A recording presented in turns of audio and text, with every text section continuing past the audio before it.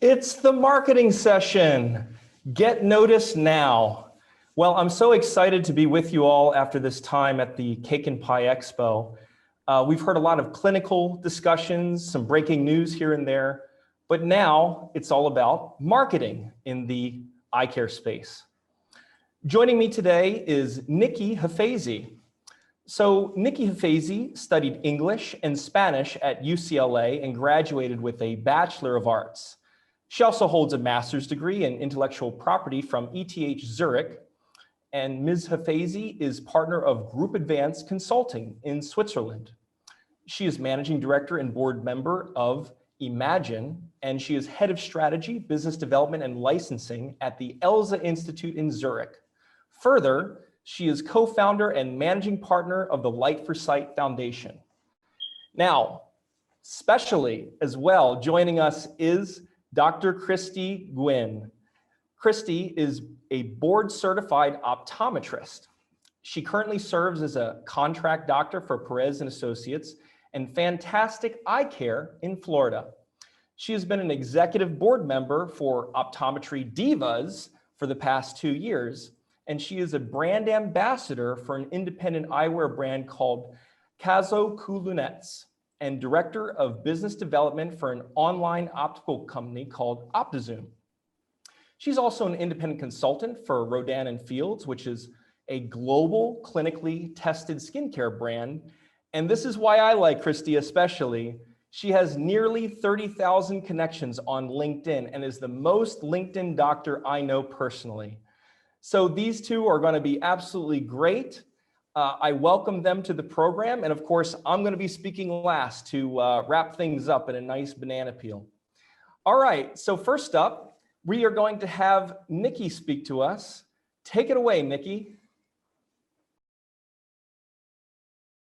My name is Nikki Hafezi, and I'm a partner at Group Advanced Consulting in Zug, Switzerland. I focus on strategic management, business development, and intellectual property optimization in the fields of medtech and pharmaceutical, primarily in the field of ophthalmology. I have launched several companies in the field of ophthalmology. The first one is Group Advanced Consulting. The second, Imagine, which is a medical device company. ELSA Institute, which is a private ophthalmic surgery institute, and a nonprofit organization called the Light for Sight Foundation. I have served in a leadership role in large mergers and acquisitions in ophthalmology. I've built an extensive distribution network in over 90 countries, and I've managed entire regulatory processes in over 60 countries for medical devices. The purpose of this presentation today is to help you focus on how to, or help define your goals, help you focus on how to achieve those goals, and remind you to remain open to change and opportunities as they're presented to you along the way. I always advise my clients to be proactive instead of reactive. For example, you want to be in the driver's seat and determine the fate of your company, and not simply shape your company based on threats that you encounter along the way. Please note that the 10 questions that are provided in this presentation can be adapted to any market. It's not only limited to ophthalmology. The presentation is mainly targeted to business owners, whether it's a business owner in medical technology or in the pharmaceutical sector, or even a private practice. And the questions, these 10 questions, should be revisited often and regularly to be able to achieve the optimal result. The first question that I ask: are there any immediate threats? So the way that I see threats are 3 categories: mosquitoes, tigers, and dragons. Mosquitoes relate to the daily threats in normal competition in the market. Mosquitoes relate to the daily threats in the competitive market. Mosquitoes can be quite annoying and troublesome. With proper knowledge of how to overcome them and how to prepare for them, you can reduce the risk of them affecting your daily business or daily life. However, if left unprepared, one mosquito may end up killing you. So you always have to be aware of your environment. The second threat is what we call the tiger. So tigers are the market leaders or the large competitors in the field. When you're very small, these tigers leave you alone because they simply don't care and they're after the larger animals. But once you start getting bigger, then you start to become a target for this tiger. You know that the tiger is there because you're living in the jungle. And so you have to make a choice of either staying small and unnoticeable, or decide of becoming prey to the tiger, or leave the jungle all in itself mating with the tiger, or simply becoming an elephant. So for the unexpected threats, I use the dragon illusion. The dragon is a large force that no one expects, but can cause great damage to anything and everyone in its path. Since there's no real way to prepare for it, staying awake and alert will increase your chances of survival once the dragon comes, if the dragon comes. The next question you should ask yourself is, what am I offering? So what are my products and services? It sounds like a relatively simple question, but when asked private practices, for example, as well as medtech companies, I never get a simple answer. So from a business or economic perspective, there's only 3 offers: products, services, or a combination, products and services. In this slide, you'll see examples. So in the slide with the baby, this is a service. So it's a medical consultation. So the doctor is providing his consultation or his service to his end user, which is the patient or the baby. The second picture is a picture of a pharmacy. And so what do pharmacies do? Pharmacies provide products. So they're selling the product to the end user. And the third is a picture of an optometrist. So an optometrist provides a service in terms of eyeglass fitting, but also sells the glasses. So it's a combination of product and services. You have to evaluate what you're selling to be able to best understand how to optimize your market position. So the follow-up question is, who exactly is my customer? So once you've identified your product or service or combination thereof, you have to understand, well, who is actually buying the product, service, or combination package that I'm offering? Very similar to understanding what your product or service is, the customer question is also quite tricky. Again, from a business or economics perspective, there's really only 2. It's called B2B or B2C. B2B is business to business, and B2C is business to customer. B2B is your business is selling to another business, which ultimately goes after the end user.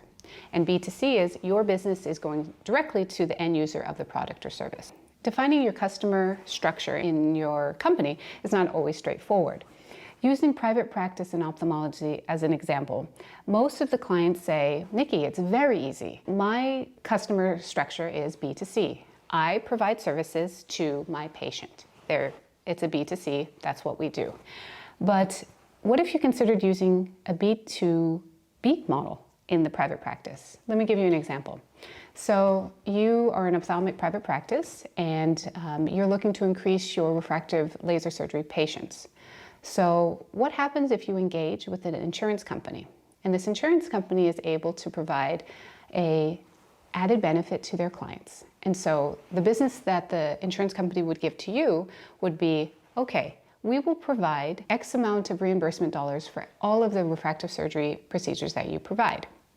And so this is an added benefit for the insurance company to give to their clients to entice them to take their insurance with this company, where you're doing business with the other company who ultimately goes to the end user. And so that's actually a B2B model, but it's diversifying your referral network and it's increasing your number of surgeries. So diversification is really key in staying alive in this market.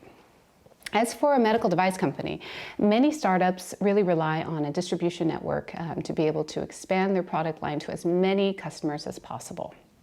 However, if some products are consumables, what stops the startup company from introducing a B2C model? For example, you have a device and the device has a consumable piece to it. And why not sell that piece online to do a drop shipment for the end user?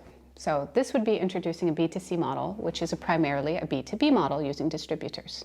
So again, it's all about diversification and staying flexible and understanding what the trends are in the market. So now it brings us to identifying who is my competitor. Who are the people in the market that are competing for the market share? The competitor in the market may be another company, but it may as well be technological advancements. So it's important to stay awake and aware of the trends in the market and what's happening to be able to prepare yourself for this battle. Additionally, it's important not to lose sight on everything and everyone in the market. For example, if you look at this slide, that there's a clear leader in this particular frame, in this particular picture. However, it doesn't mean he's going to win the race, for example. The one in the far back could just be holding back until the very end and then pushing forward. So You can't always assume because you're ahead at quarter 4 or quarter 3 in the year that you're going to capture the entire market or hold on to the share of the market. So you have to be fully aware of what you're doing, but also what the others are doing as well. Being aware of your environment is crucial. Again, it's very important not to stop in the middle of the race. The race is very long. You will encounter obstacles. You will encounter surprises. You will have dragons that enter your market, but you cannot stop the race. That's the only way to lose 100% of the time. So keep going. Even if you're number 2, number 3 in the market, there's still places for many companies. That brings us to the next question. What does my competitor want? So an important exercise is to try to understand what competitors want in terms of your company. What makes your company attractive or even a threat to them? But before I can answer this question, or before anybody should answer this question, you should first start with what does your company, or what do you admire, want, or desire from the other competitors?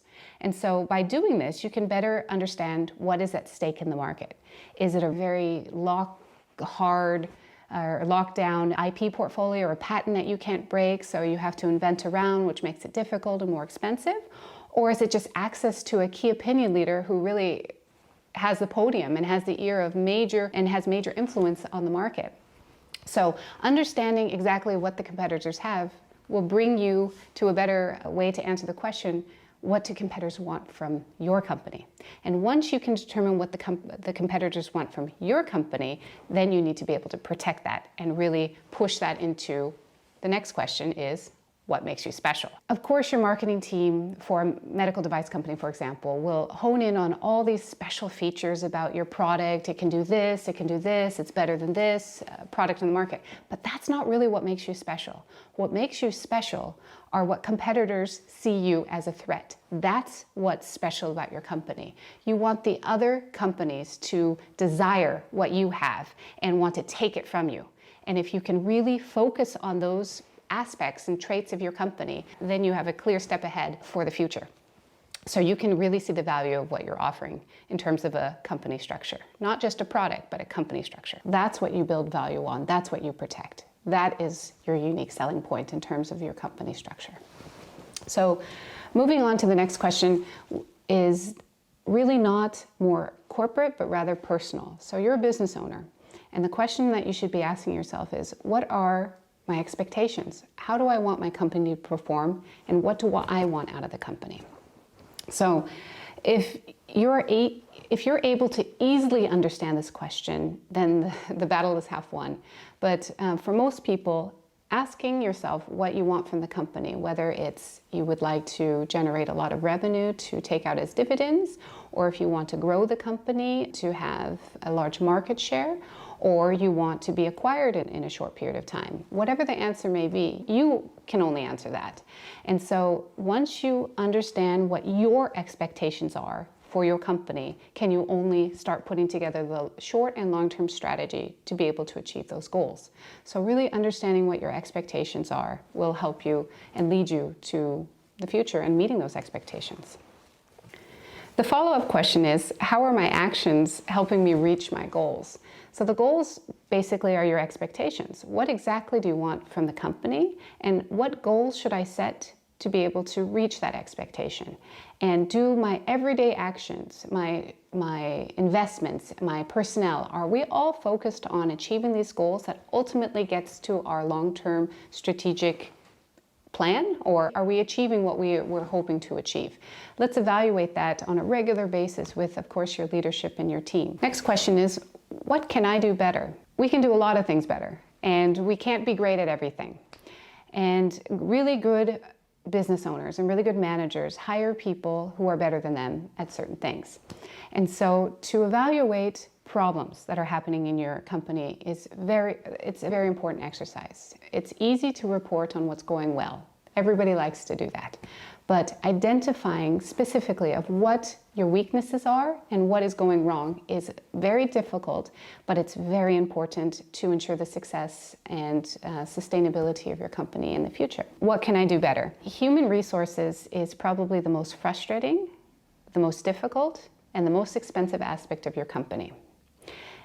But they are the most valuable. If you get even just a few really good people, they're worth so much more to your company than they could possibly cost. So really invest in time and invest in those people to be able to help you achieve your goals and ultimately your expectation for the company. And include them, delegate them, train them, trust them, and they will follow. The last question is very uncomfortable. It's quite morbid, and nobody likes to have this question thrown at him, but it's absolutely essential. What happens if something happens to me? What happens to the company should I decide to retire early, reduce my workload, or, God forbid, die? So, as you can see, this is not a very easy question to ask, but I do ask this question to the companies that I work with. So I've asked several CEOs and aging individuals, what is their plan when they decide to leave their leadership position of the company? And of course, there's a lot of coughing and uncomfortable shrugs and discussion, but they know that this question is coming, and many people don't want to confront it. But it's important because you have shareholders, you have employees, you have customers that are thinking about this. What happens when the big leader decides to step down? So it's important to go through this exercise, whether it's a family business and you decide to allow the next generation to take over. That's fine, that's your decision, but you need enough time to be able to train this individual and to team and build a team of advisors to help build this new leader into the role that you have established. You want this new leader to build the company into something bigger and greater than you could have ever done. That is the idea, but you have to do this with a long-term strategic plan. You cannot do this overnight. If you do it overnight, it's unpredictable. Predictability is the key to success in companies. You need to be able to understand how things are going and be able to react and be active in terms of the market. And so predictability in terms of human resources and customer base. People need to know that you have a plan. You are in the driver's seat. This question is very difficult and will require a lot of thought, and it's quite emotional. But once you overcome those emotional barriers and getting through those tough discussions, the result of this exercise will provide you with a framework of a strategic plan of how to move the company forward. No company should rely on one individual to be able to, no company should rely on one individual for the life of the company. It should be able to be passed down and transitioned out. Or that person should be able to pass the torch and be able to transition out without any major disruption in the company.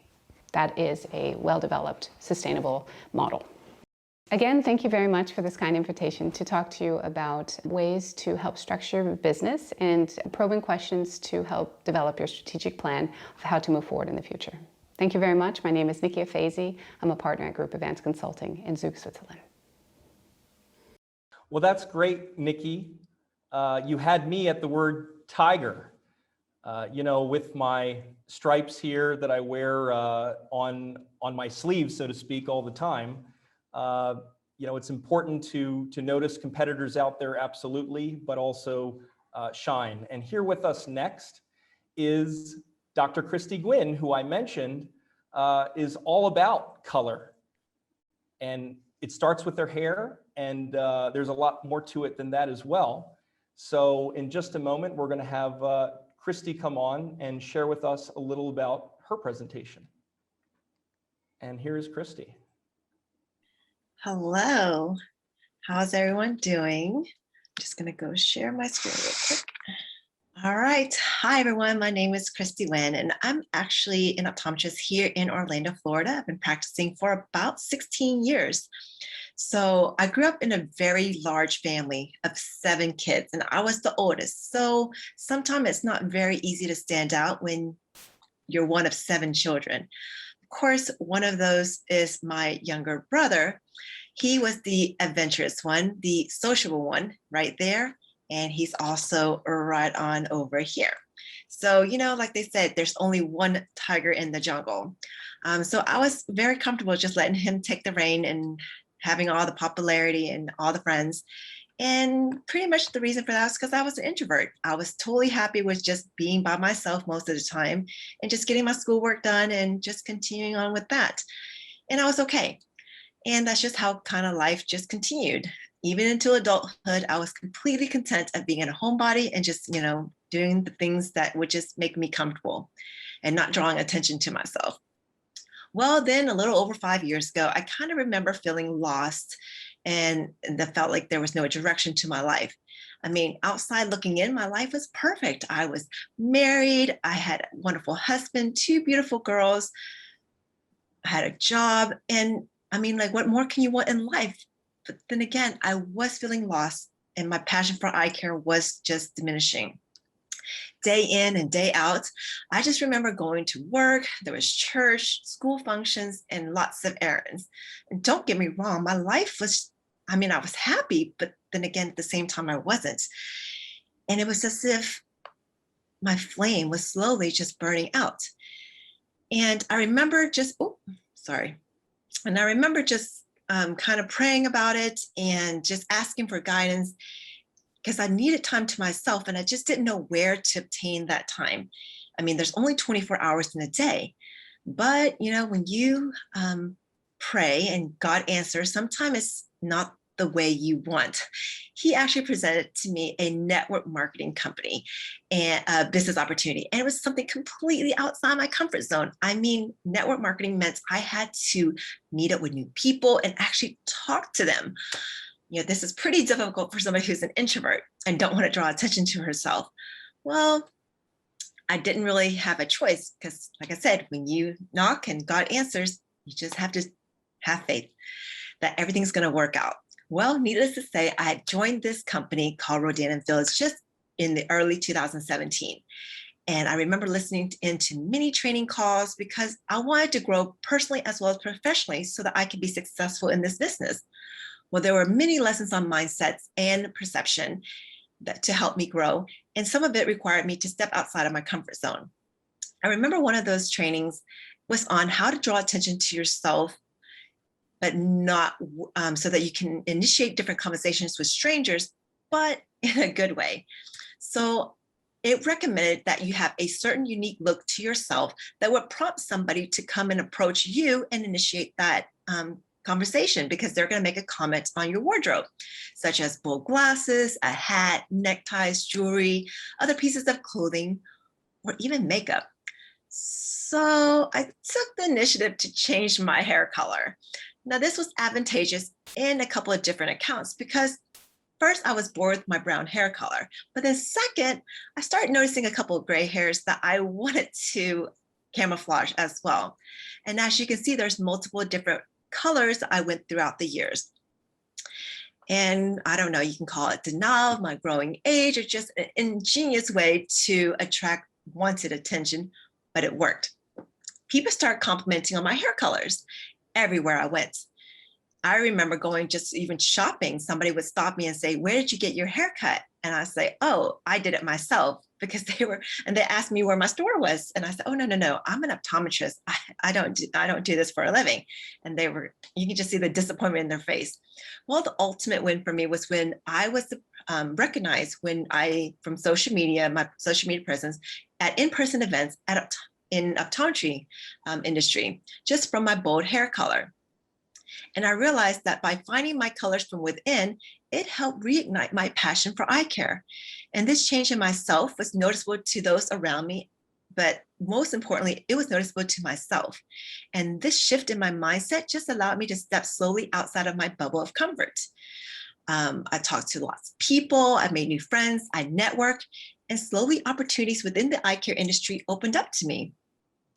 In 2020, people within the optical industry started reaching out to me for collaborations. And here was my very first collaboration. It was with a company called Clear Lens Cloth. This company basically customizes in lens cloth as well as other lens care accessories for your office. And I remember Kevin Kim messaged me on LinkedIn saying that he loved my positivity and what I stood for. And he just wanted to send me some free products. And these is what turned out. And I think it looked pretty amazing. And I was just basically just blown away by the attention that I was getting, because I didn't think what I shared mattered, but apparently people are always watching what you're doing. Now, in 2020 was when a lot of attention was drawn, and these were some of the different things that I was able to do. I was asked to speak on multiple podcasts to share my journey. I was presenting to medical and optometry students about my experiences as an optometrist, and just to test different products in the eye care industry. And even leading into 2021, here are some of the different things that I've been involved with. And the year is only halfway through. So there's so many more amazing things that's happening, just all because I stepped outside my comfort zone and shared. Now, currently, I am the brand ambassador, like Matt mentioned earlier, for a brand called Kazuku Lunettes. This brand is amazing because it is designed for Asian fit bridges, which I do have. And it's just a very bold frame line. It's based out of Boston, but the frames are made in Japan. And I love it because, again, it allowed me to bring on a different persona of myself. And these are some pictures of magazines I've appeared in, or just images used in social media in general. I'm also, again, the lead ambassador for an optometry group called Optometry Divas. We basically empower, connect, and promote other female optometrists based out of Orlando, but we are expanding to other cities in the US and hopefully in other countries in the near future. But it's just a great group to network with other females optometrists. And then, of course, a wonderful group called OptiZoom also approached me to help with their branding, and I became their business director. They basically, again, just offer goods to private practices, whether it is on the doctor side or the optical side. It's just a convenient platform to shop for your supplies. Then I was also asked at the beginning of the year to become the US ambassador for a magazine called Imagine M. It's based out of Italy, showcasing independent eyewear designers, which is an amazing experience because, again, I was able to give out a whole bunch of, their first image here. This is an image of their first magazine that was released, and I was on the back cover, and I was able to give that out during a recent event called the Vision EXPO, and it happened to be in Orlando, Florida. And last but not least, you know me as the one of the board members of this amazing magazine called Cookie. And recently, I did get my dream job of just working 4 days a week with a higher base pay. So, I mean, it's pretty amazing. So as you can see, there's not a dull moment in my life now. I've got my hands full, but with all my involvement, but I definitely feel more alive and more energized. I have more time with my family. I was able to take more vacations, all because I stepped outside the comfort zone and colored my hair. So definitely there are room for growth for all of us, and ways for us to just, again, share a piece of us that may be dormant. So I just want to say, stay true to what makes you different, as long as you're unique and you're irreplaceable. And this is a quote by Olivia Wilde. So I just want to say thank you. You can definitely follow me on social media. I'm on Instagram as well as TikTok. There's my Facebook as well as LinkedIn, and my email's there as well. So hopefully if you have any questions on branding, just let me know. Thank you. Wow, Kristie, that was absolutely amazing. And, you've got the hair and I've got the wear, and between the two of us, I guess we're trying to change the world as we know it in medicine. So that's fantastic. Yes, thank you. Great. Well, thanks for joining, and we'll probably have time for a little Q&A later. So if you want to talk to Kristie, just stay on the line and we'll get to you a little later. As for now, I'm going to just introduce myself as the next speaker. I'm Matt Young, CEO and founder of Media Mice. Media Mice is a global medical media and marketing conglomerate now. It houses a medical marketing agency by the same name, Media Mice, Pie Magazine, Cake Magazine, Cookie Magazine, and now the Cake and Pie Expo. So I'll go into that a little bit more in my speech coming up just now. So, this is all about the backstory behind my banana suit success. And I'm so pleased to present this to you today. So basically, in early 2009, from my apartment in Johor Bahru, Malaysia, I set out walking on a dirt road that led to a highway, that led to a checkpoint, that led to a bus, that led to another checkpoint, that led to another bus, that arrived at a taxi that took me to my destination in Singapore. Walking the Malaysian highway was particularly precarious. I remember large buses whizzing by to within inches of my body. Now it felt normal to be following other Malaysians walking on the same highway, but never safe. So in those days, I wore very conservative full suits. You'd barely believe it, I know, but they were so impeccably conservative that I once found myself in the same Delaware store buying suits alongside US President, then Vice President Joe Biden, and a handful of Secret Service. So yeah, the suit was standard, sweaty, very uncomfortable, and once touched by Joe Biden. Through a combination of setting up a company in Singapore called Media Mice and saving on operating costs in adjacent Johor Bahru, Malaysia, I was able to start the company with one person, myself, and a few $1,000s saved up from freelance writing. Today, a dozen years later, Media Mice is Asia Pacific's largest eye care media company with 3 magazines, several websites, a conference, a full medical marketing agency, and dozens of staff throughout Asia Pacific and the globe. We support the titans of our industry, Bayer, Allergan, Alcon, Zeiss, Bausch & Lomb, and also many growing multinationals, the likes of which are exhibiting here at our show. We have partnerships with societies worldwide, including serving as the official media partner of the World Ophthalmology Congress last year, and at the World Glaucoma Congress just next week. So in order to create the growth that we did, we had to marry 2 very distinct concepts: medical communication and creativity. The first real spark towards that end happened in 2014 when we created the world's first Google Glass project in ophthalmology in tandem with Bayer. The idea was to show what the future of clinical vision could look like through Google Glass during exhibitions in Zurich at Club Jules Gonen and London at eRetina. When I put on glass, I began to understand the future of what my media vision looked like.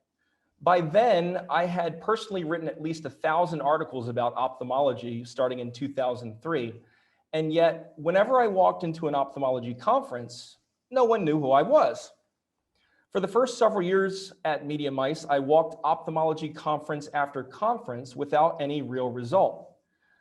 Google Glass changed all of that. The moment I wore Google Glass, I had conference delegate after delegate coming up inquiring about it. What was it like? How was my experience? I had seen how the KOLs of our industry were stopped in a similar manner for years. Now it was my time to be stopped. It was my time to become a KOL. For 6 months, maybe a year, I continued to wear Google Glass and willingly explain more about it. I also stopped wearing standard suits, as it seemed forced to be a techie guy and also wear a suit. However, Google Glass started turning from success story into failure story. I myself noticed the issues with glass. It got overheated, a mirror component fell off easily, and most of all, it made society feel like Big Brother was watching. I needed something new for the next conference. Enter the Double Robot. Double Robotics had built a telepresence robot, which I decided to purchase so that my colleague Ruchi could travel the world with me from India. From Chandigarh, she would sit and drive the Double Robot within conference venues alongside me, interacting with delegates. It was a hit. Without leaving Chandigarh, Ruchi traveled with me from America to Australia and many stops in between. So, when Australia border security asked me what I was doing, bringing a massive robot in on my tourist visa, I explained I was taking my wife on a vacation virtually. They looked horrified at my callousness, wife still sitting at home while her telepresence robot was with me, but they could not dispute the tourist intention of my visit. Yeah, so they allowed me in, and on to another conference we went. More and more unique gadgets grew a crowd of show onlookers, from a Myo gesture-controlled device to augmented reality demonstrations to a first edition Oculus Rift, which never made it to the show as I forgot it in a low-end hotel room where it was conveniently lost by the staff. Meanwhile, I noticed that my increasingly radical manner of dress to accompany these devices in a way seemed on brand, at least to me, but it was also starting to gain more and more attention. I once dressed like a radical Northwestern football fan, for example, carrying purple lawn yard flamingos when an ophthalmology show was in Chicago. You know, that made sense to me being an alumni of Northwestern, but I'm not sure others understood that connection.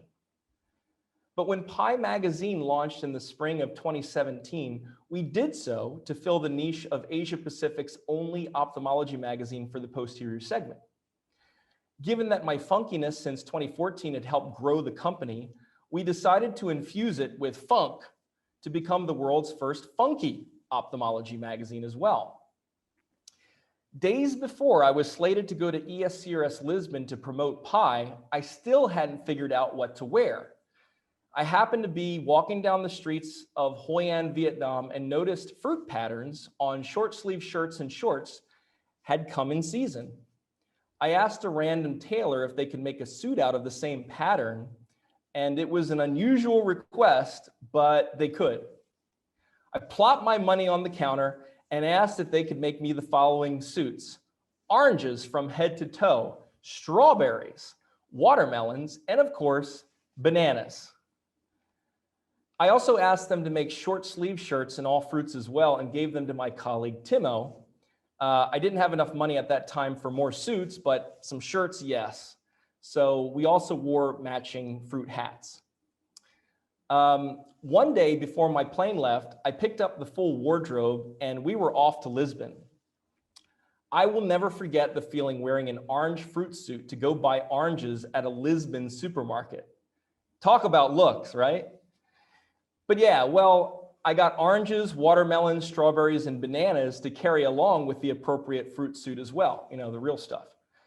I felt a bit naked without the technology this time around, so I indeed carried those matching fruits. And I gotta say, the strawberries were the best. I carried those in a Yeti cooler, thanks to the recommendation of a friend at Oculus. So I guess I still had a little bit of technology. The Yeti is the technological equivalent of permafrost in a cooler. That said, the Yeti was probably the last piece of technology I carried around at shows. I dropped the tech stuff entirely after that because $50 suits made much more of a difference than $1,500 of equipment for inbound marketing leads.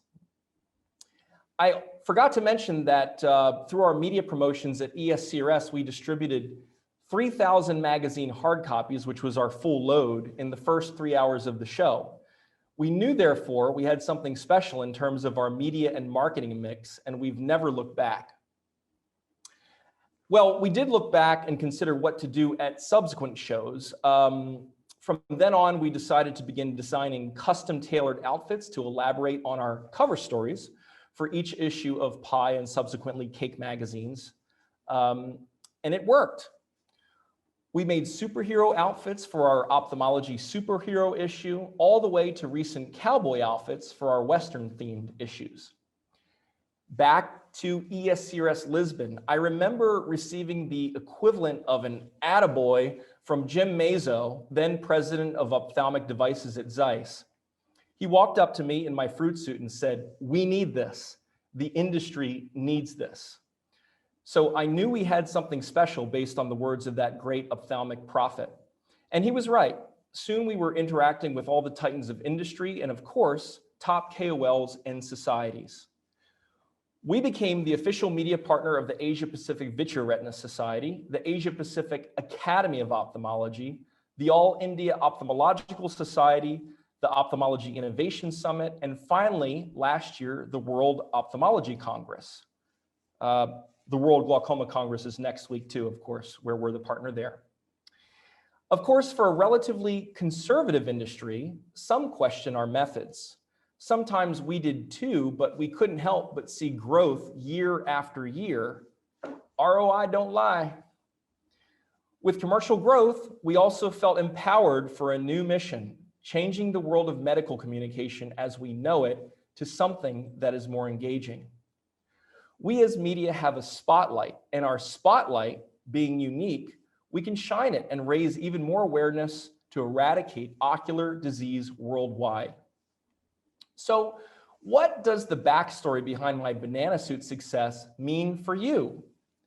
It means that in the world of marketing, creativity plays a major role. It means that in ophthalmology, creativity is here to stay, and it means that if someone doesn't like it, unfortunately, our media is far too fun as well as successful to care. Maybe some banana points also are instructive here, and I'm saying banana points rather than bullet points. The first banana point is about what I call the mediocre million. Grant Cardone, a popular sales motivational speaker, once asked the question, why try to make 1 million when you can make 10 million? I would have to guess that at least in the developed world, most executives in the ophthalmology field and even non-ophthalmologists have made at least $1 million halfway into their careers. So unless we're content with a mediocre million, the next run up is 10 million, then 100 million. And then we know that's all loose change compared to $1 billion. Here, we're sitting at the helm of a media company, and there was no way that I was hitting at least double digits with a Me Too publication or Me Too marketing. It just wasn't going to happen. Commodities don't work that way. They exist on thin margins, and I know this because I made commodities from 2009 to 2013. I was a 3-person team back then. In order to shoot for the moon, though, you've got to be bold. There isn't any other way to the moon. So what got me to the moon was a $50 banana suit, and here's the important part, putting my arms into it and wearing it publicly in foreign countries in professional environments. So are you willing to do the equivalent to go beyond a mediocre $1 million? Up to you. The second banana point is that standing out is outstanding. Are you here to stand in? No, I'm sorry. Are you here to stand out or fit in? If you're here to fit in, you probably shouldn't be here. You probably should leave this track immediately and go to another track. You never should have registered for this expo, and you should probably claim that someone stole your identity and attended this. It wasn't you. But if some part of you finds that life is about standing out, or in other words, being outstanding, then there is a little that stands between you and putting on a jacket like this. But maybe you can do it in your own way, since clearly you have some level of bold blood to be here. Some would call this authenticity. How can you authentically put on your own banana suit? And by the way, if you don't know, we can help. We're making ophthalmology's first documentary right now, working with Santen, about the early intervention of glaucoma surgery. It's the equivalent of a video in a banana suit, Santen style. They're going to love it, and the world is going to love it. Third banana point. We should know this in eye care. Life is colorful. So what's wrong with being colorful in business? You know, if you're wondering about gay pride, let me tell you, gay pride is in. The color of the rainbow, my friend, is in. But color isn't about sexuality. It's about life as opposed to lifelessness. Too often, we see blue colors in our field. Blue Alcon, blue Bausch & Lomb, blue Zeiss, and no offense to any of those companies, but blue logos. We see blue marketing collateral, blue exhibition booths. What's blue? Blue is safe. Blue, psychologically speaking, is described as secure and orderly. And I get it, we're in the medical field. Maybe this makes sense. It doesn't make sense when everyone else is doing it. Not if you're in marketing and looking to stand out. Sometimes it doesn't take much. You know, Zemer makes their exhibition booth carpets red, and they're pretty big booths, and red stands out. CooperVision once had a bakery-themed exhibition at the World Ophthalmology Congress, Japan, in 2014. I wonder why I remember that. Overall, it's your duty as a marketeer or when you put on your marketing hat, to consider the competition and then do what they're not doing. That's important. Fourth banana point. If you combine the first 3 banana points, wanting aggressive revenue growth with the willingness to stand out, particularly in a colorful nature, then you have a general recipe for digital awareness in 2021. Johnson & Johnson did a lot of digital marketing in 2020. You know the one I remember? The virtual lighthouse experience for ESCRS. What color was it? Red and white. What was interesting? They made a digital lighthouse. How much did it cost? No telling, but it was probably cheaper than their physical lighthouse the year before at ESCRS Paris. How can you make your own Johnson & Johnson lighthouse without spending an arm and a leg? You can work with us, or you can build your own lighthouse. Fifth banana point, and this is the final one, live it up. This has nothing to do with marketing, but rather an ethos of mine about being here on this earth. If you are not living it up, what are you doing?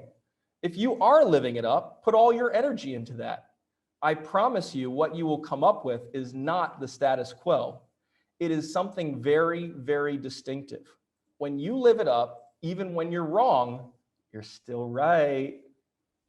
Clearly, I wear bananas on my sleeve, but what would Dr. Charles Kelman, the father of phacoemulsification, have to say about this were he alive today? His quotes are instructive. He says, "What chance of acceptance would an applicant for residency have armed with a letter of recommendation which read, 'This young man or woman is an independent type who likes taking risks, playing around, experimenting, and tends to make things very complicated. Nothing threatens him. He's very self-assertive, unconventional, indifferent to disorder or ambiguity, and is certainly offbeat. I highly recommend him for residency.'" And yet, he continued, discovery consists of looking at the same thing as everyone else and thinking something different. Well, Dr. Kelman, if you can hear me up there, I've never gone through the stringent process of becoming an ophthalmologist, but I've seen a lot of ophthalmology media and marketing, and I think the best of it is bananas. Thank you guys for hearing out my presentation. And now I'd like to move into a little bit of Q&A with Dr. Kristie Nguyen. We can take questions from the audience, and we might have a few questions for each other as well.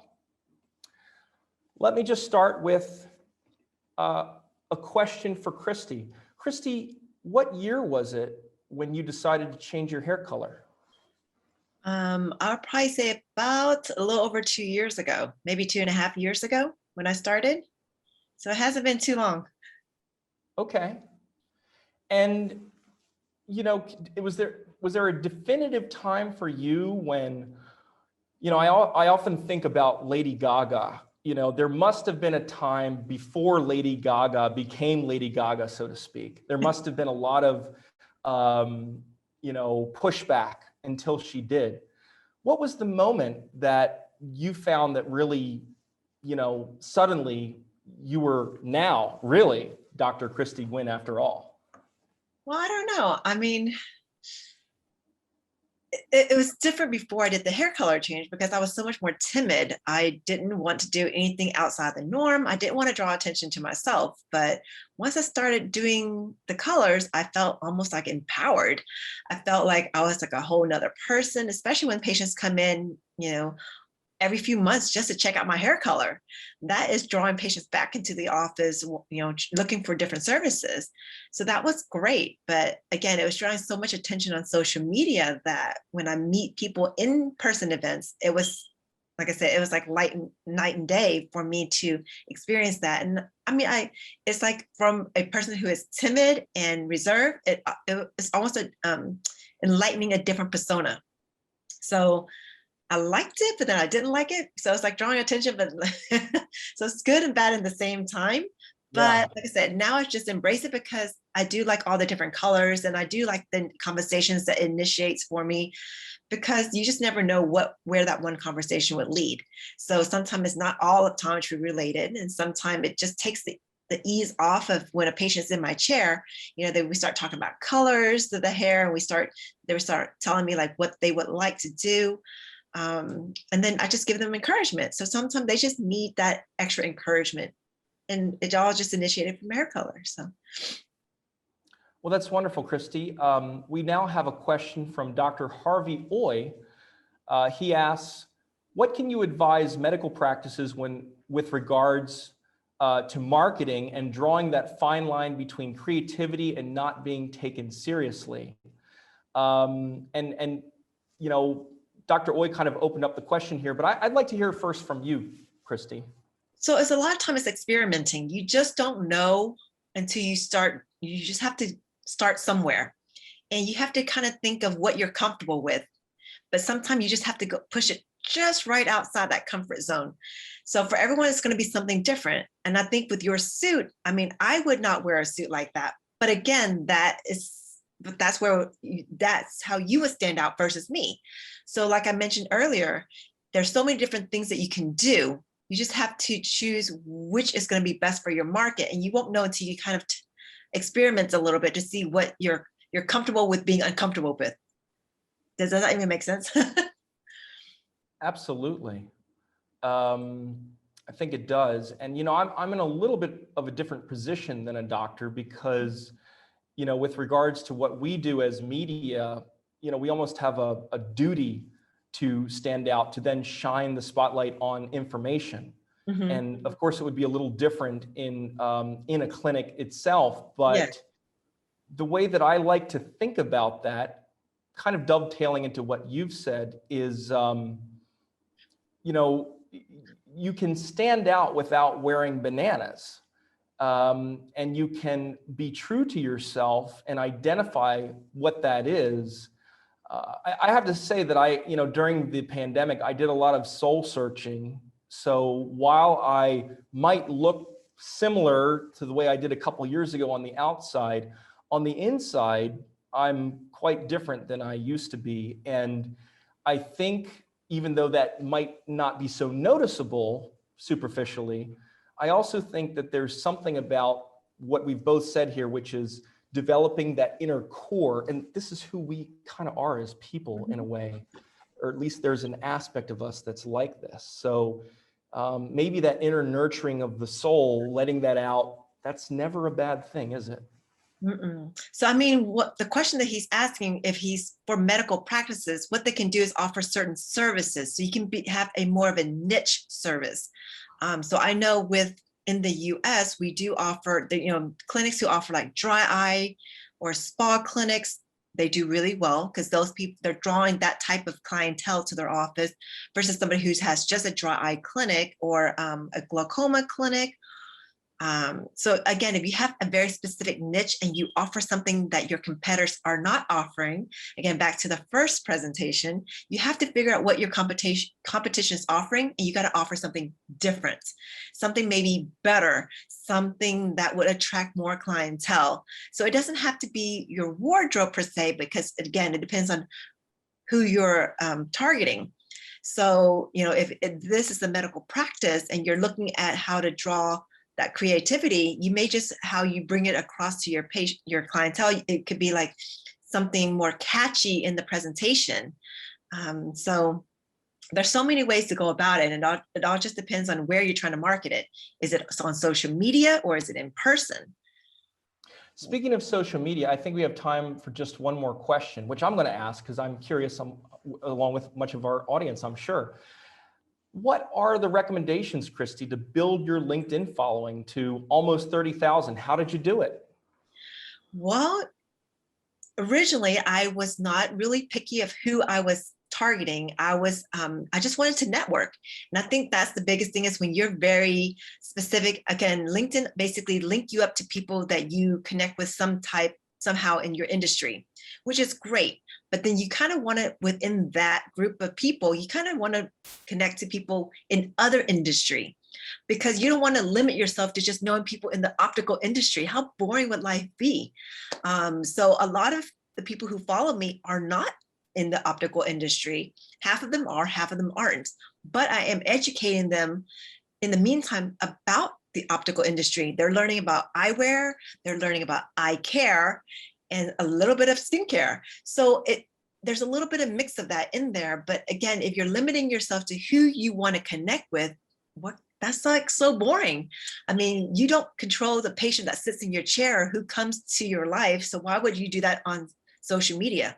You should embrace everybody who's trying to connect with you. But again, of course, screen who they are first, because there's bad connections as well. But for the most part, LinkedIn is such a great platform for professional networking. There's tons of people always looking for information. So why not educate them on what you specialize in? Who knows if they may not be the next person who joined your team? You don't know that. So if you limit yourself to just people in your niche, that could actually come back to hurt you. So I would say, just network with everybody. Network with your network's network, because that's how you grow. It's not who you know, but it's who you know. And that's what I tell people all the time. You got to network. And it sounds like the network's network is still including a lot of patients out there that need help with eye care. So, thank you so much, Kristie, for your fine words here today. We appreciate everybody who's been bold enough to join us on this marketing journey. We hope you learned something today. And thank you again. We're going over to, I believe it's our last session of the day, so feel free to stay tuned.